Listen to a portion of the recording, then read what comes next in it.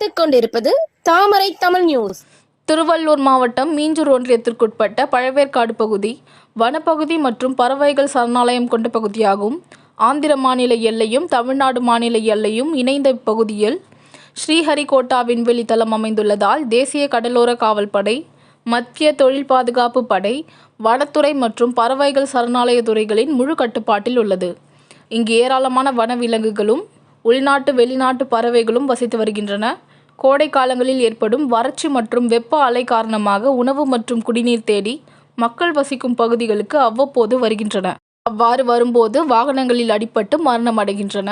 இது தொடர்கரையாகி வரும் நிலையில் நேற்று ஒரே நாளில் உலக மக்களின் அழகு என்ற வார்த்தைக்கு உதாரண பொருளாக விளங்கும் புள்ளிமான் ஒன்று காட்டுப்பள்ளி வழியில் காமராஜர் துறைமுகம் அருகே சாலையை கடக்கும் போது அடையாளம் தெரியாத வாகனத்தில் அடிபட்டு உயிரிழந்துள்ளது. அதேபோன்று நமது நாட்டின் தேசிய பறவையான பெண் மயில் ஒன்று மீஞ்சூர் ரயில் நிலையத்தில் கும்மிடிப்பூடியிலிருந்து சென்னை பீச் ரயில் நிலையம் செல்லும் ரயிலில் அடிபட்டு இறந்துள்ளது. இந்த இரு சம்பவங்கள் நமது நாட்டின் முக்கிய விலங்குகளில் ஒன்றாகவும் தேசிய பறவையையும் காப்பதில் மத்திய மாநில அரசுகளின் கவனக்குறைவினையே காட்டுகிறது.